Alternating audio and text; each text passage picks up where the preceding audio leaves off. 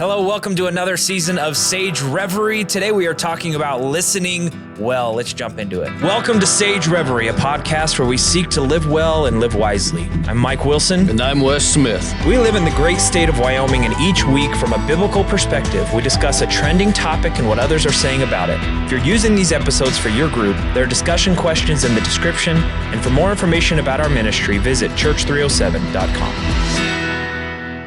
Yeah, we're going to talk about listening well. Today's Grandparents' Day. Do you have any grandparents that are still alive, Wes? No. Past that season. Long past that season. Yeah. I'm closer to being a grandparent than having grandparents. Not quite there yet. Not quite there in-between. yet. Yeah. I can't get my kids to have kids yet, but I'm trying. Yeah. I am there also with not having grandparents thing, but I do remember when I had grandparents, remembering to call them every once in a while was important, and I need to learn from them. They've got some wisdom that they've built up, and need to listen to them and pay attention. But then I think probably grandparents have the same thing. Like they need to make sure that they're connecting with and listening to it. So absolutely. How was your summer? It was fantastic. Beautiful summer. Didn't get everything done I wanted, right? That's how it works. That's how it goes. Yeah, it's great. Ready for fall. And England? Yeah. You and I got to go, right? That's right. Yeah. So it was a good time. Learned quite a bit, and gotta love the USA though. Man, it was good to be home. Oh man, our food is better. It's so much better. So many things that are better, and food would be at the top of that list, right? Yeah. So we did a tour of John Wesley's life, and we're Wesleyans and reflecting on John Wesley, and learned a lot from that trip. But yeah, absolutely. Yep. Good to be back though. Yeah. Great summer. You? Yeah, it was very good. Same thing. We always pack full our summers with all the to-do lists, and then the snow hits, and it's like, all right, now we got to slow down a little bit. Yeah. For me, the fall is it's packed with work, and as you know, I'm a hunter, so try to have my vacation time in the fall, and summer's to-do list time. So if I get 2/3 of it done, it's a win. Yeah. That's where I'm at. 2/3. Kept your wife happy. Yeah. Right. I'm still married, right? So it's all good. Yeah. All right. Let's jump into listening. This is not some, have you ever had to preach about something you're not good at? I do it all the time. Sure. This is one of those topics that I'm not naturally. Yeah, that's right. I am not naturally a good listener. But it's something that I've learned some lessons on over the years that I feel like I've gotten better at it. And so this is a topic I feel like is valuable. And you brought it up last semester as a potential topic. So let's jump into it. I watched this video on one of these TED Talks, and I felt like this might spark some good conversation. A conversation requires a balance between talking and listening, and somewhere along the way we lost that balance. Now, part of that is due to technology, the smartphones that you all either have in your hands or close enough that you could grab them really quickly. According to Pew Research, about 1/3 of American teenagers send more than 100 texts a day. And many of them, almost most of them, are more likely to text their friends than they are to talk to them face to face. There's this great piece in The Atlantic. It was written by a high school teacher named Paul Barnwell. And he gave his kids a communication project. He wanted to teach them how to speak on a specific subject without using notes. And he said this: I came to realize that conversational competence might be the single most overlooked skill we fail to teach. Kids spend hours each day engaging with ideas and each other through screens, but rarely do they have an opportunity to hone their interpersonal communication skills. It might sound like a funny question, but we have to ask ourselves, is there any 21st century skill more important than being able to sustain coherent, confident conversation? Yeah, social media and our phones have caused us to improve our communication skills. Like, how do I present myself? How do I come across? How can I say things more succinctly?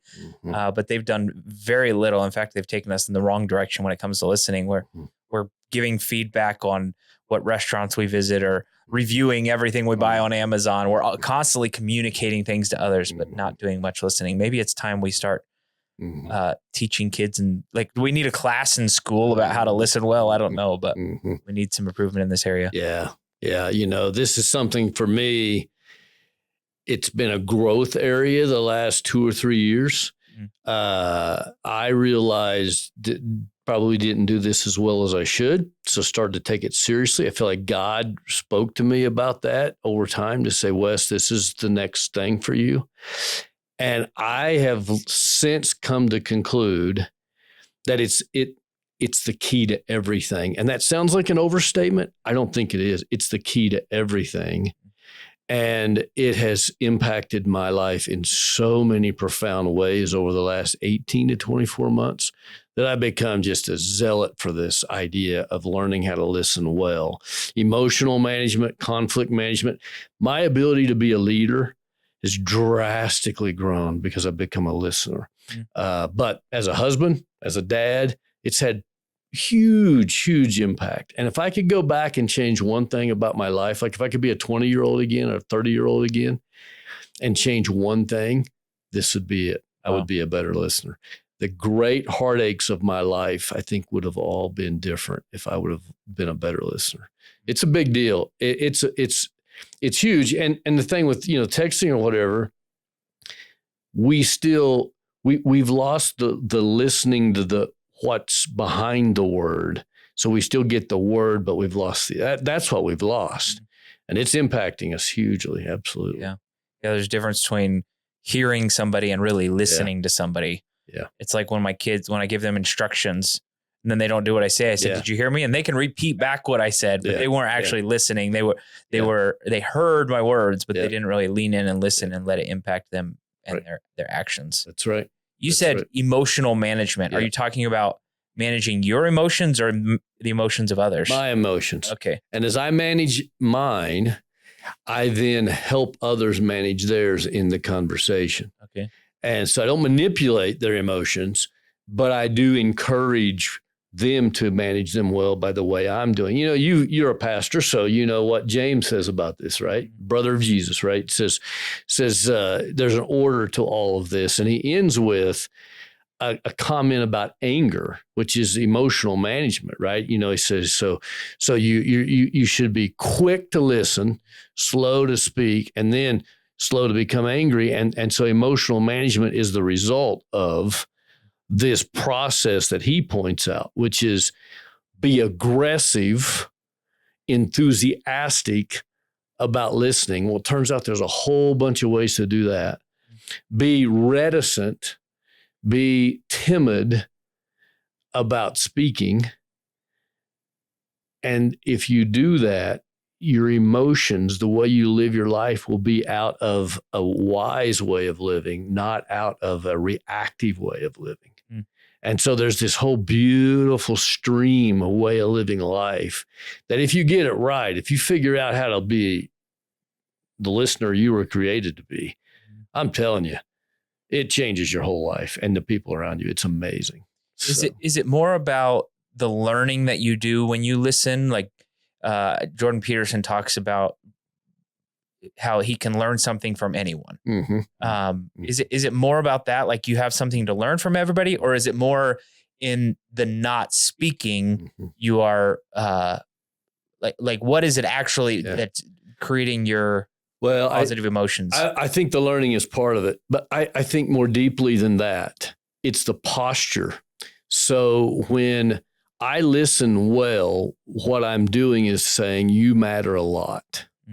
And instead of using words to say that, and we're all in a world where we're cynical about words, but when I listen well, I authentically let you believe that it's real, that you matter a lot, and that I'm putting you before me.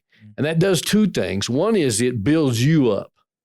So even if we're in conflict, even if we can't stand each other, we're coming at it from different angles because I'm building you up, but I'm also doing something inside of me. I'm teaching myself that, we talk about the golden rule, right? Love God with all your heart. He's number one. And then love your neighbor as yourself. I'm teaching my inner core that. And that does something powerful in us that can't be done just through trying hard, but listening begins to do that. So it's about the posture of those two things at once. Of course, I'm also learning. Of course, I'm also having to be wiser now about my response because I'm, when you and I are talking, right? Like even in this moment, but especially if we're in conflict, you're stating your opinion. And as you're doing that, I'm kind of trying to hear enough of your words so my response will make sense, but I'm formulating my response, right? Yeah. If I listen well, I'm forcing myself to not do that. Yeah. Because I'm not going to respond with my opinion next. Listening well is asking you more questions about your opinion. Yeah. And giving you more time than me. Yeah. So one of the things that I do now in leadership meetings or a conversation with my wife is I do my best to make sure it's 70-30. Mm-hmm. You 70% words, time, all that, me 30. Yeah. And so I am going to listen well. I'm going to bring that out of you. And it's amazing what happens. Your 70% does powerful things in you. You feel heard and understood, but the 30 does powerful things in me. Yeah. I'm not, it's not about me, and I better make my 30% count because I've only got 30%, right? So I say wiser things. Yeah. It's a powerful process when understood appropriately. There's a proverb that says the man who speaks few words appears to be more wise than he is, or something like that. Yeah. Yeah. I want to be that guy. Yeah, I want to appear to be more wise than I am because I say few words. Yeah. I'll lead, I lead meetings, large meetings, right? And the leader of the meeting is supposed to be the one who speaks the most. That's what everybody thinks, right? Yeah. It's interesting, though, if you do it differently, where you intentionally set it up so you're one of the people who speaks the least. Mm-hmm. When you do speak, it carries weight. Everybody listens. And I've learned this. Oh, I wish I would have learned this as a leader. You when you lead a staff meeting, when you lead a board meeting, when you lead whatever, you do yourself such an injustice when you speak. I think the thing I've learned the most from God in this is just shut up way more and you'll be better. So it's been powerful in so many ways. Of course, we could do a whole podcast on marriage and listening, right? Oh, man. Holy cow, talk about radically changing things. Yeah. It's been wonderful. Yeah. Yeah. I think the thing that has helped me most in the way that I've learned to listen most is active listening. Mm-hmm. So if I sit back and I just listen, then at some point in whatever you're saying, I'm going to get confused, or you're going to reference something that I don't understand or somebody that I don't know. Yeah. Yeah. And as soon as I get confused about something you're saying, or I get lost in the story, my mind just tunes out. Yeah. If I can't track with you. Yeah. And so for me, a big key is I make sure I understand. Yeah. I want to understand while you are saying what you're saying. Yeah. And so often for me, especially in counseling, how that works is I will interrupt people regularly, not because I don't want to listen to them, but because I want to make sure I understand before they move on. Yeah. Listening's not hearing words. Right. Listening is understanding your heart. Yeah. Right. So great listeners often interrupt. Yeah. There's a back and forth in listening that's critical to listening. Yeah. And so speaking is a key part of listening. Yeah. It really is. But it's pulling what the communicator wants to tell you out of them. Yeah. Is listening. That's what real listening is. So you're right on. And I do think you do that really well. Just fantastic with it. And we can all get better at it. For sure. And for me, it usually comes out like, well, hold on, who's that? Yeah. Or, why did that happen? Or what happened there? Tell me more of that part. Yeah. I need to drill down because I don't understand. Yeah. Maybe you said it right, but I didn't hear it. Yeah. I need to make sure I hear it. Yeah. What that's 70%. If you can do that 70%, and then you share a thought, is 30. Now you're onto something. Yeah. You're engaging and listening, and you're reticent to do. Oh yeah, it's brilliant. Yeah. You talked about conflict management. Yeah. And I think one way that we use this, or one place we use this, is in our marriages, in parenting our kids. What is conflict? How has this helped in your conflict management? Yeah, most people who are at odds, the thing they will say about the person they're at odds with is they've never heard me. They've never given me a chance to share what I really believe. And the other person will always disagree with this, right? Like, you've talked for hours, whatever. But it's not about receiving words into our ears. I just repeat that often because so much of conflict management is about making sure a person felt heard. Yeah. But it's more than just, okay, if you want to tell me a fact, It's more than just acknowledging that I have received and heard the fact. It's also valuing why you believe that fact is important, why that fact is important, why you're wise to have pointed that fact out. There's so much more than just agreeing about the fact. Yeah. Right? Hearing somebody is also hearing more than just the information, but why they shared that information. Yeah. That's really hearing and listening. And that's making somebody, and when you do that, it's a rare moment when you can't start to find common ground. Yeah. Or at least point them in that direction because they've been heard. Yeah. Right. It's so key. It seems like there's a spectrum there where on one side of the spectrum, you're hearing them out. Maybe you don't agree with them at all, but at least you're hearing them fully. Yeah. The other end would be we've talked it out and we've come to complete agreement. Yeah.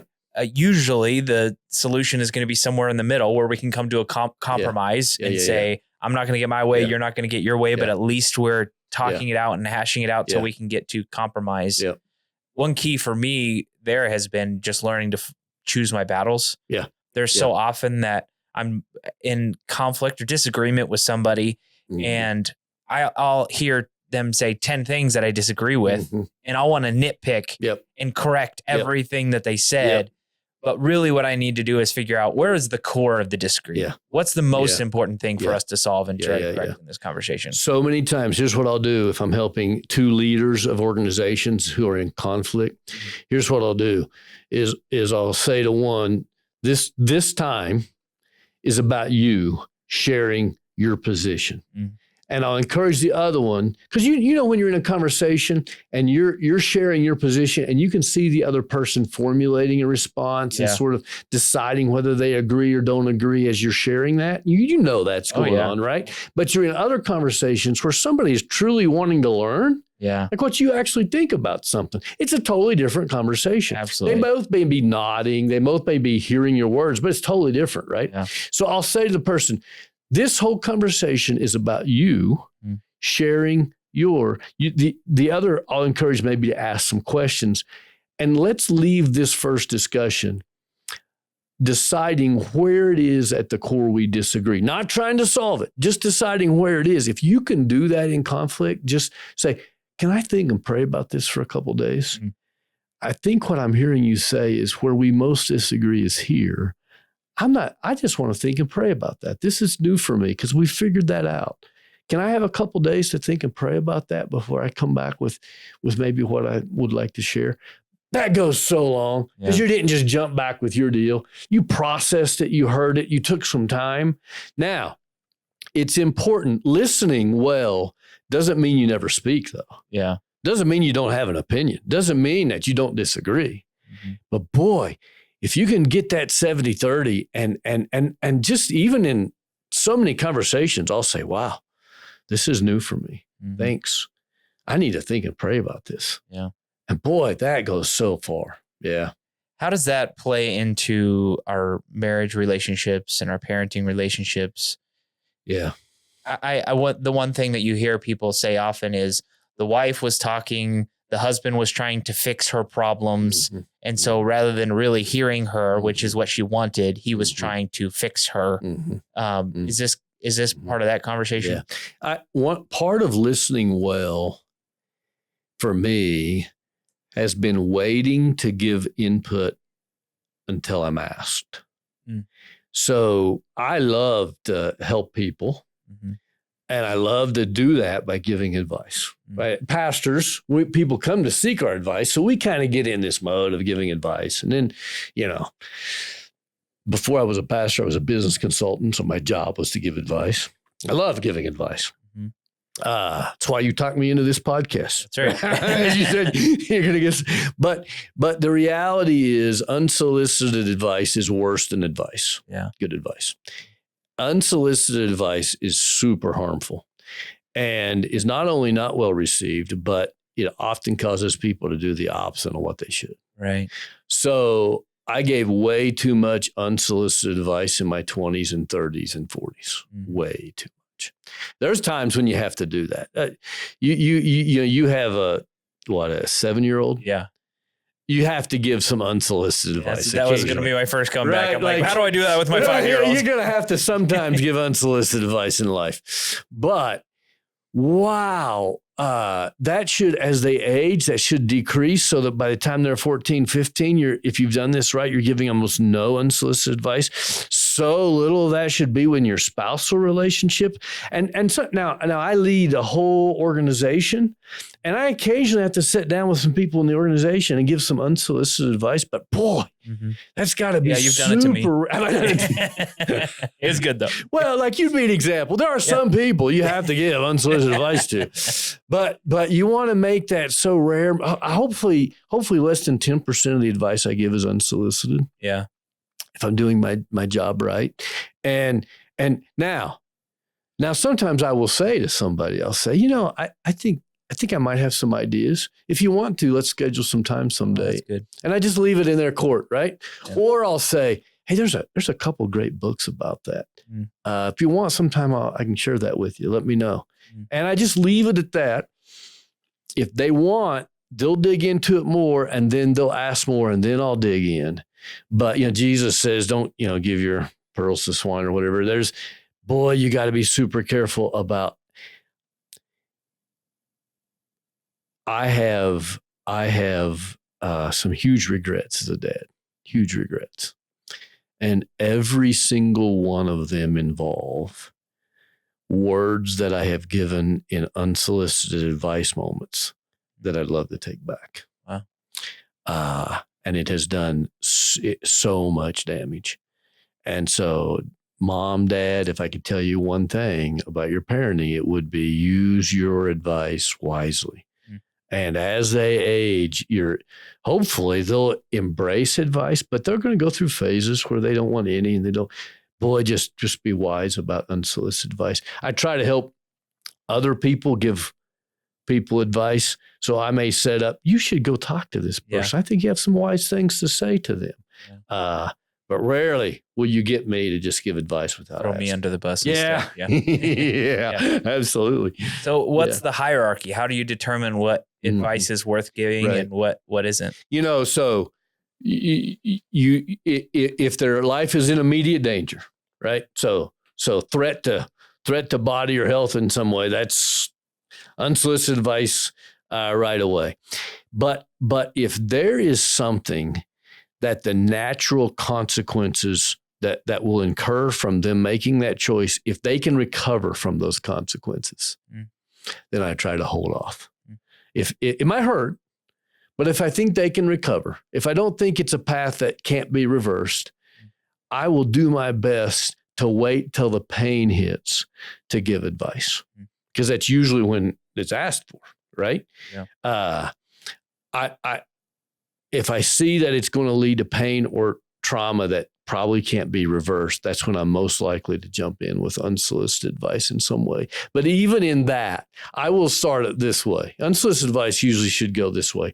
Can you share with me sort of the process you're going through in making that decision? I'd love to just know more. Just looking from the outside, I'm not sure about that decision. Could you share with me that and see if I can get them to process that?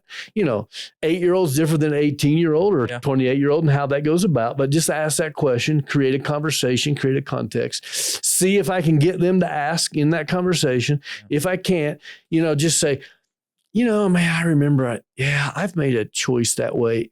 This is the reason I bring it up, though, is because when I've used that process and made that choice, it hasn't worked out for me. And here's where I messed up in that. Might be something for you to think through and see if I can get from that angle to get. Unsolicited advice is just like dynamite, though. There's almost no way you can use that effectively. So you got to walk around it many times, right? Before you set it off, because you can't take it back and you can't unset it. So, but you got to do it sometimes. Yeah. Got to do it sometimes. Absolutely. It's so helpful. There's so many people right now in the exact situation you're describing, where they have a teenager who's making decisions that they don't approve of, maybe isn't pursuing a relationship with God that they're not okay with, and they're trying to decide, how should I approach this situation? And man, that's so difficult. I have a couple friends whose teenage kids are considering transitioning. or are already transitioning with or without their parents' consent. And so then it becomes, how do you stop them, or how do you talk to them about that? How aggressive should you be?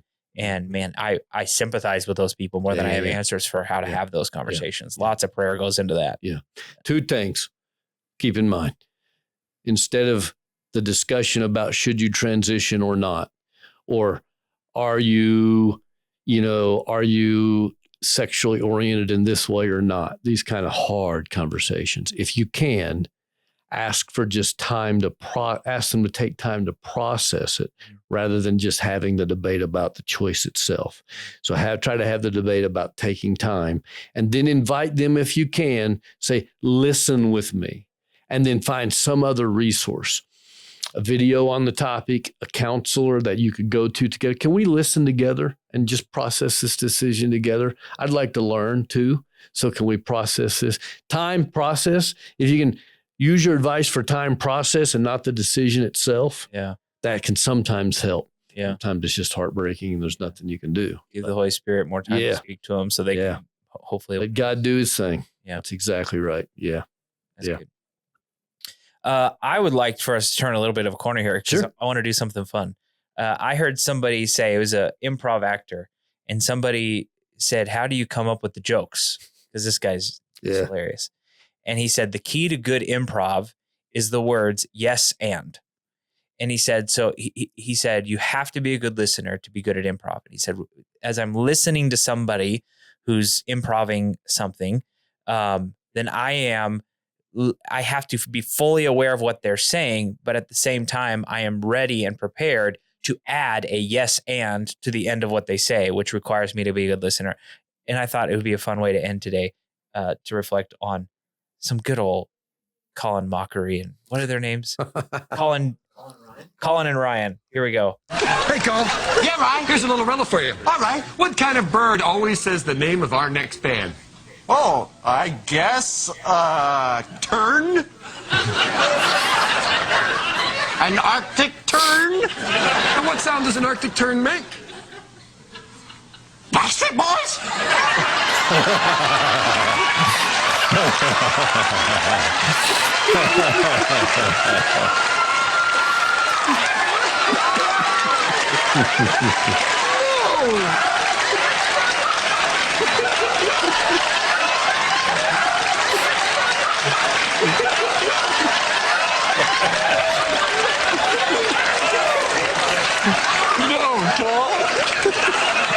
That's wrong.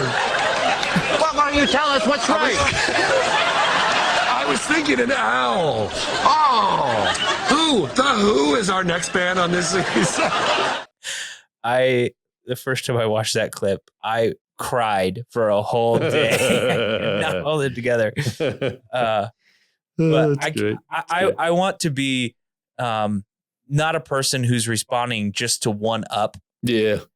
The person that's talking to me like, I have better advice on that topic, or I have something cooler to say about this question. I want to be the person who is adding to the conversation and being, if we can bring our understanding together, bring our knowledge together, bring our wisdom together to build something greater than what either one of us could do on our own. Yeah. Then in the end, we're both better. How many words do you think you say a day? Way too many. Yeah. We say somewhere between 10 and 20,000 words a day. Wow. So I'm trying to be at 6 or 7. Yeah. Okay. Trying to be at 6 or 7. In a role where people are constantly asking you for to talk advice, or they're asking me for a decision, or man, I come home, I tell my wife regularly, I have decision fatigue. Yeah. It's the thing that I suffer from the most in my life right now. Yeah. Is everybody's wanting me to make a decision on different things. Yeah. By the end of the day, I'm like, I don't want to say what we're having for dinner. Yeah. I don't want to decide what time the kids are going to bed. Let's automate as few decisions as possible because I get tired of that. It's draining. Yeah. Some people probably get more tired of words than others, but we can never get Grant over there to shut up. Yeah, right. Awesome. Good on that. Is there something else you wanted to add? One thing I would just, as we finish, if having a relationship with God is important to you, it turns out for me, I used to think prayer was I came to God and said a bunch of stuff. Mm. Turns out this applied to prayer. Yeah. If I would just shut up a little bit, God had some things he wanted to say. And I'm hearing God in amazing ways now. And it turns out God's words are a little wiser than mine. Who would have thought, right? Yep. It's been awesome. It's been awesome. Prayer now involves 70-30. I say 30, he says 70. And there's no better way to live life. Wow. So, yeah. I'm getting there. I want to be there. Yeah. For me, I've been studying a little bit about the dark night of the soul, John of the Cross. And I've heard that phrase a lot in seminary and things, people talking about it. I always thought about it in terms of people who go through really hard time. That's not really what it's about. No. And then also this idea of quieting yourself before God. I thought it was all only a volume thing. Mm-hmm. So I thought, okay, I need to go on a walk and get to a quiet place. But the more I've thought about what does it mean to darken my thoughts, to darken my opinions, to darken my frustration, silence my emotions a little bit. So quieting myself is not so much about a volume of things. It's that's part of it, but it's more about like, I need to rest my worries. I need to rest my opinions and my angers and all those so that God can bring my mind to, he can renew my mind and renew my soul in speaking to me probably about something that I haven't brought up yet.